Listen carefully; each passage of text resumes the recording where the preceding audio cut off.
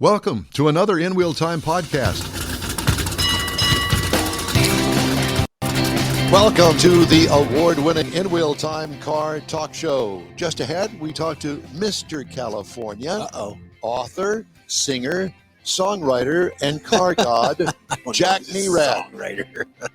Jeff has this week's Motor Minute, and we review the new Toyota Prius. Don't laugh.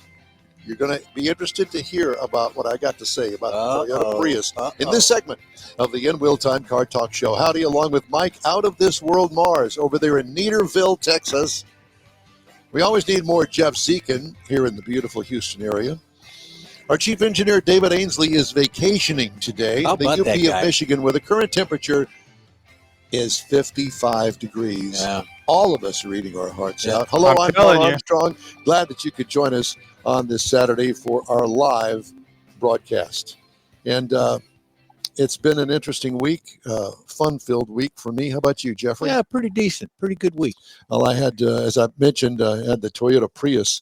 I'm going to review that car. I had it, and I say what you will. It's not the original Prius. This is a zoomy little car that gets great gas mileage. Matter of fact, let's go right now to Southern California. Who's up and at 'em this morning? That would be singer-songwriter Jack Nerad. Jack, good morning to you, sir. Good morning. How did you know about my music career? I kind of kept that on the down low, but well, I do sing a little bit, you know. And we saw you in that Jay-Z video. Yeah. That was me, wasn't it? One of the background dancers. Yeah. Well, Jack, it's great to see you this morning. How are you, my friend? I am doing great. I'm doing terrifically well. Well, I'm glad to hear that. I'm not sure about your governor, but that's another story for another day. Yeah, I'm not sure about our governor either. But yeah. So as I said in the tease, and I just repeated, the Toyota Prius, have you driven one of those? I have, yeah. I was on the launch of, I think, the most recent one, yeah. I don't know about you. And, you know, it really came with some bad rap after it got going. And granted, it probably wasn't the best looking car originally, but it has evolved. And not only technologically evolved, but it has also evolved in body shape. And to me, aesthetics. I fell in love with the car.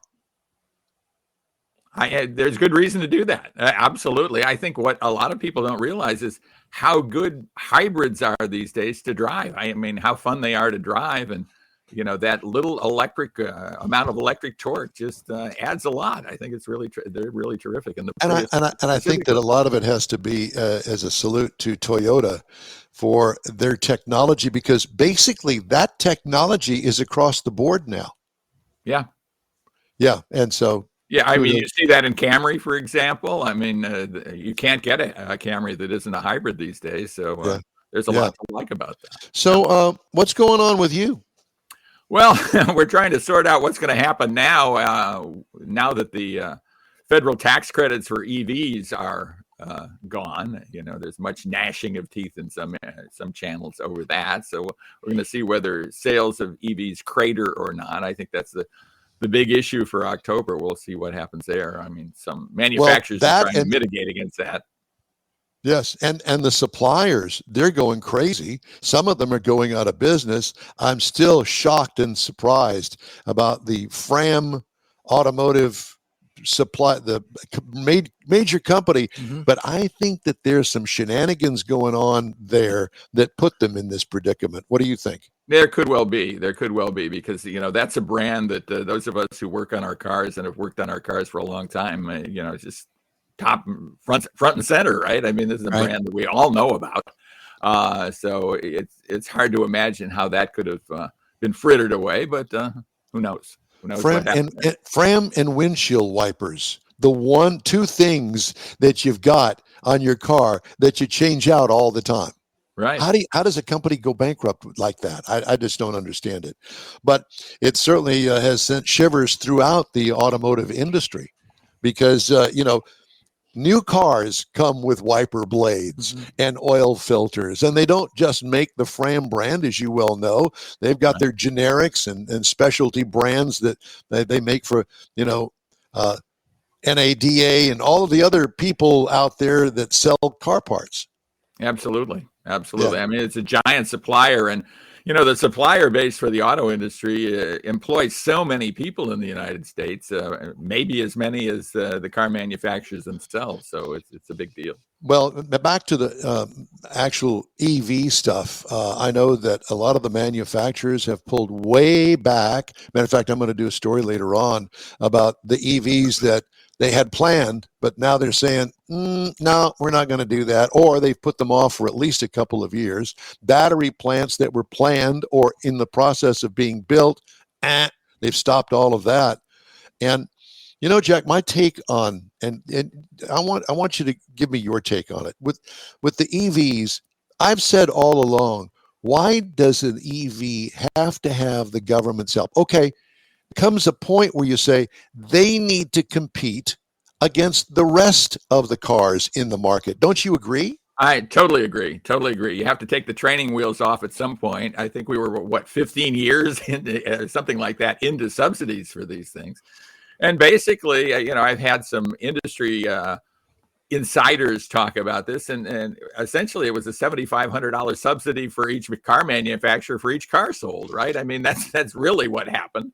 Now we're going to see if they can swim without the flotation device, right? That's exactly it. That's exactly it. That was mentioned last week, that it's a sink or swim kind of thing. Right. If you want to do this, you want to play in these waters, here's how we're going to play. And that's why they're making those announcements. And let's just face the fact. It's not as if all of the EV sales have gone to zero. No. They're still selling EVs despite the fact that they're not getting the 7,500. My take is, hey, if you want an EV, you're going to buy an EV because there's all sorts of different price ranges, just like a regular car. Mm-hmm. Different styles and all that. Yeah. I agree with you, and that's fine. And for a lot of people, an EV works, and for a lot of people, an EV doesn't work, and that's the important thing. I think consumer choice is a good thing, right? Well, and GM and Ford, I think that they were trying to cheat the system and load up on the borrower's side, and we're just going to go ahead and buy them, and we'll give you the money back, and they both backed out of that deal pretty quickly. Real quick. Yeah, rightly so, because it seemed pretty hinky. We reported on that on our show a couple of weeks ago, too. It's just, this doesn't seem quite right, does it? Yeah, no, it does not. So have you driven anything fun and exciting lately? I have, actually. I was recently, just last week, I think, in the Toyota GR86 Hakone edition. Which is a lot of fun. I mean, what it struck me was this is one of the few cars, literal cars, and certainly sports cars that I've driven for a long, long time, because probably as you guys do, I mean, we're driving a lot of SUVs and crossovers and reviewing those because that's what people are buying. But it was really kind of a breath of fresh air to get into this, little sports car. It reminded me a lot of the RX-7 I had. Years and years ago, probably 30 years ago now. You're showing your age. Yeah. I had that in middle age, Don. So. Yeah, I hear you. I'm right with you. Yeah. So does it ride as rough as the regular GR86? Kinda. I mean, you have to put up with. Doesn't have a lot of suspension travel, not a lot of compliance, as they say in the industry. It's not all that soft riding. I think it could use more horsepower. But I guess I think everything could use a little more horsepower. Right? So what denotes this special version of it? It's a paint treatment. There's some special things inside. They do different things to. I think there's 860 of them available for the particular year that they're out. It's kind of cool. It's got kind of a green paint color to it that's interesting, different than anything else you see. I mean, we don't see color cars anymore, right? You see black, silver, and white cars is pretty much what you see. So I thought it was fun. It was cool to do. I like a lot of Japanese cars. It's kind of like the Miata in a way, in that it's kind of a 7/8 scale car. Yeah, for Americans. If you're Our size, maybe I feel a little bit too big for it, and I'm not that big a guy. Well, it's funny you should say that because I got to drive this anniversary edition of the Mazda Miata here a few weeks back. And I love the car. Paint was beautiful. I love the special touches that they put on it. But I forgot how small it is. My knees almost touched the dashboard. Yeah. It hasn't grown, has it? To its credit, in a lot of ways, I think that's pretty cool because, the way that car companies improve a lot of vehicles is just to make them bigger. And then you need more motor, and then you need this and that. More brakes and everything else. And I guess that's another big industry issue is affordability because everything, gets bigger and, more filled with stuff and fewer and fewer people can afford them. Throw some turbos on it. Exactly. And we're doing that, right and left, aren't they? Well, it's interesting that you should bring that up, that they grow all of these brands. For instance, the Toyota Highlander, when it went on the market, man, that thing they sold like hotcakes. And I think a lot of it had to do with the size of it. Now it's darn near a full size. I think they even have a 3-row version. Yeah, like a Tahoe. It's like, what is the thought process? So the only thing I can think of is the fact that they're using the name for people that have bought it, loved it before. Hey, we got a new model. It's bigger. Oh my gosh, we're going to sell X amount of these just by, repeat business. Mm-hmm. Is that what your take is? I think some of it is that. And I think if you're the chief engineer on a particular program, let's say you're chief engineer on the Toyota Highlander, for example, how do you make that vehicle better than before? How do you make the next generation better than before, right? So maybe customers want a little more room.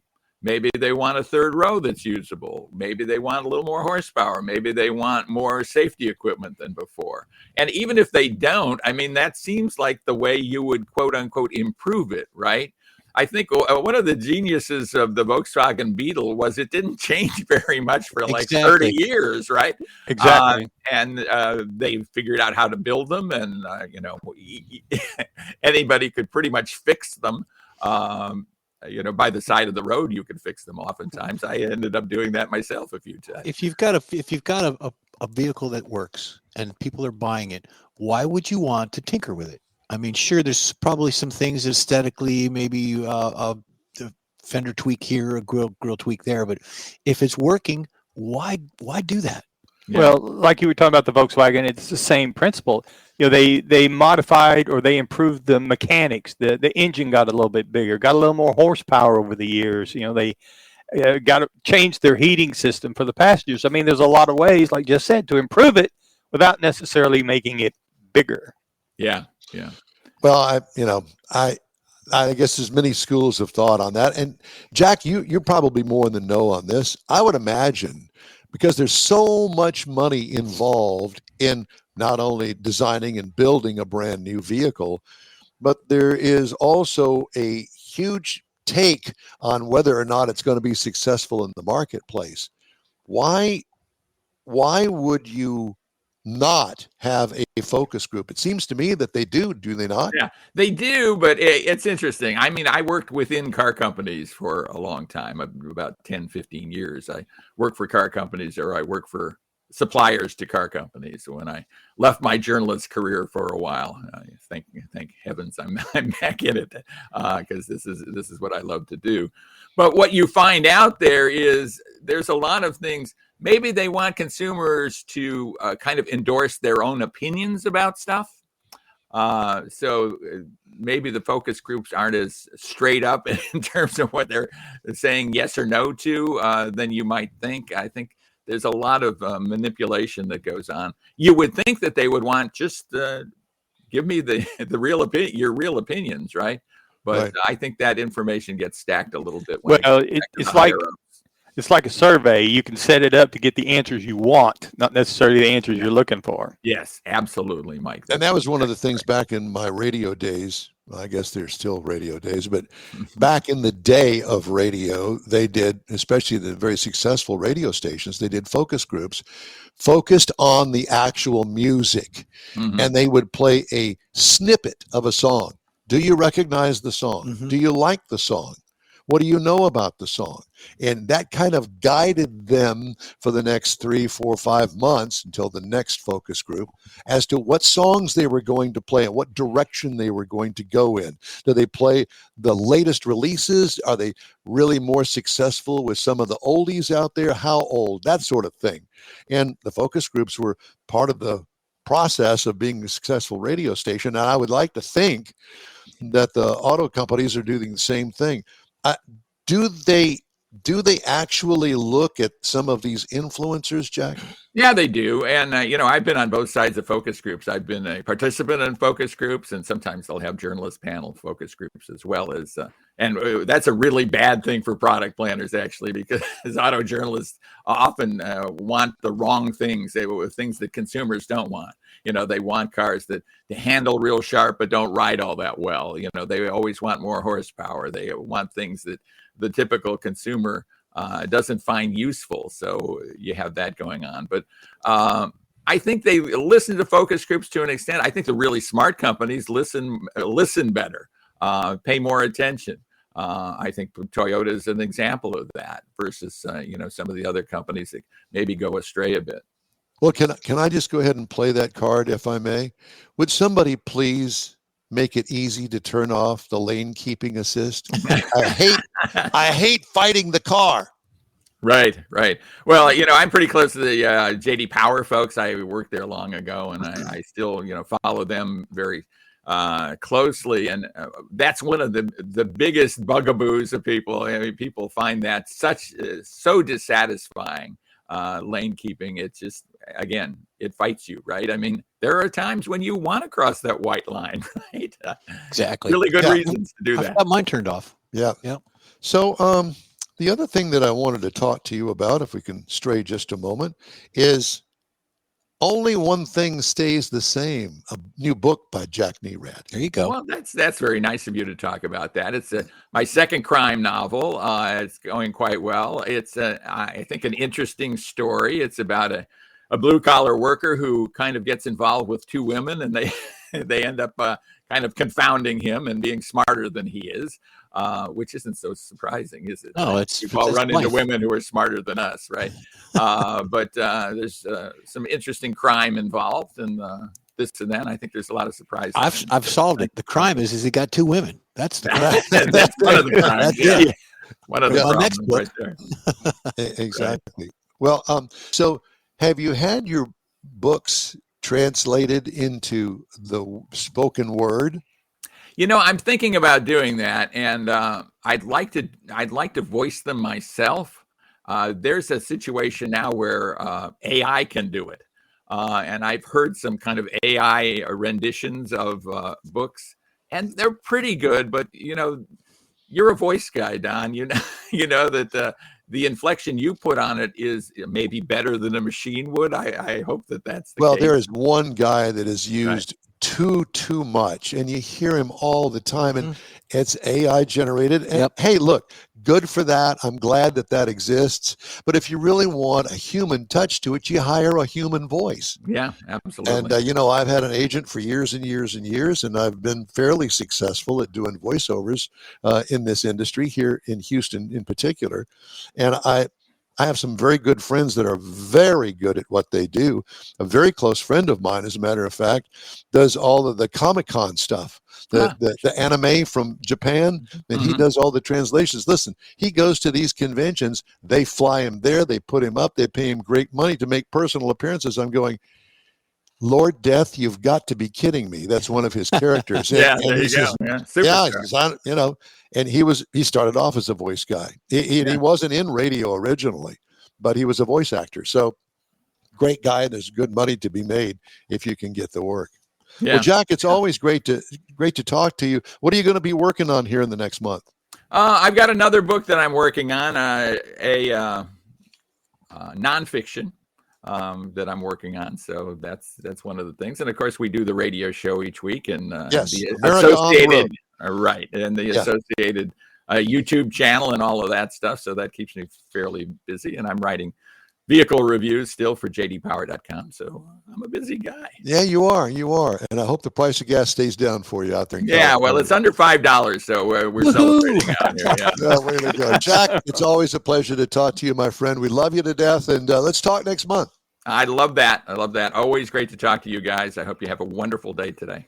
Thank you. Thank you, Jack. Take care. All right. Hey, we invite you to join our live broadcast if you're listening on a podcast. Our talk show airs every Saturday live, 10 to noon Central Time on InWheelTime.com, YouTube, and Facebook. Get one of those today. Coming up, a review of the Toyota Prius plus Jeff's Motor Minute, and the In Wheel Time Car Talk Show continues right after this quick break.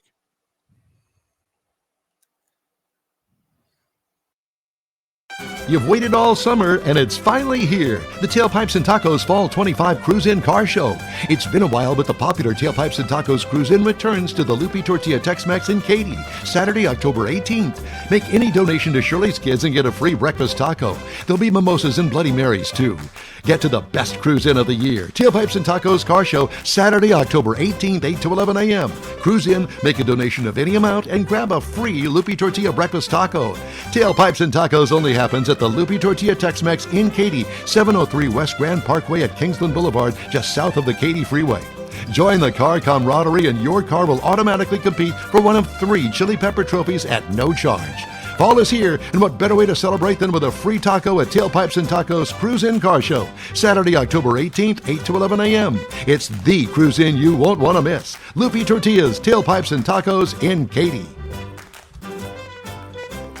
Time to fire up those engines and pay tribute to the folks who make freedom possible. Bastrop's own Heroes in Hot Rods is rolling in for Veterans Day weekend. Friday night, downtown cruise. Saturday, 400 of the coolest rides in Texas. Proceeds help veterans, shelters, food pantries, and scholarships. Sponsored by Craig's Jewelry. November 7th and 8th, Main Street, Bastrop. Don't miss it. Every week. You gotta love it. Yeah, something. That's hometown cooking there. Well, yeah. Welcome back to the In Wheel Time Car Talk Show. Time now for Jeff's Motor Minute. Yeah, I actually had 2. I'm going to pick one of these. This is my favorite. Have you all had S&H green stamps growing up? When you were a kid? Absolutely. Well, here we go. Many of us probably grew up with the In trade that stamp horrible program. store that you used to go and retrieve all the junk. Many families did household things, small appliances, decorative home furnishings. In 1965 catalog, in the top value stamps, that's what it was called.